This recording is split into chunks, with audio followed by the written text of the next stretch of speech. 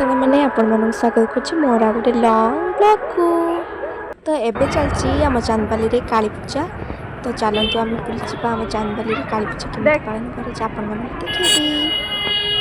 तो एबे आम आसी पहुंची गलु आम चांदबाली रे। तो एबे देखि पारथिबे केते सुंदर भाव सजा हेची। तो यहाँ माँ को मंदिर सामने यहाँ एमती भाव सजा। तो एत सुंदर भाव डेकोरेशन होता। तो जाकि आम माँ को दर्शन करदे। तो ये सखी बना होता।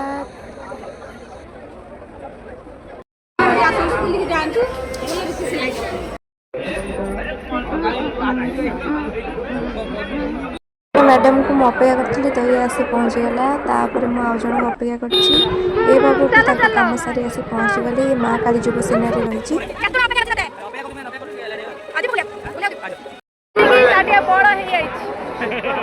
आपण मैंने भी आसतु आम चांदबाली काली पूजा बुली जातु। तो जो मैंने भी बुले तो देखिए बुलवे कारण कहीं भद्रक आम चांदबाली भल काली पूजा हुए। ये भी बहुत जाम है से आप सावधान माँ को दर्शन करेंगे।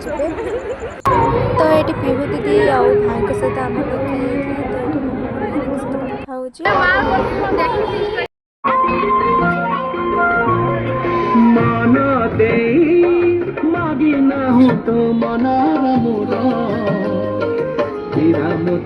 एठी मोर डुप्लिकेट सहित मोर देखाई गला।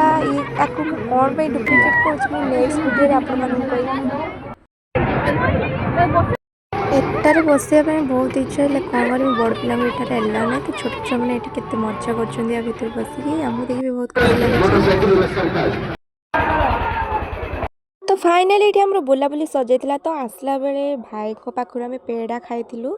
तो बहुत भी टेस्टी लगुला। तो तापर हम बुलाबुली सज सारा पर आम घर को बाहर आंबे जाऊ घर हां तमे घर मते कोन तुम घर जाऊ समय पाखे सुना समय सरी गला। हां जाऊ आ मामुनी ब्लॉग को सपोर्ट करंतु।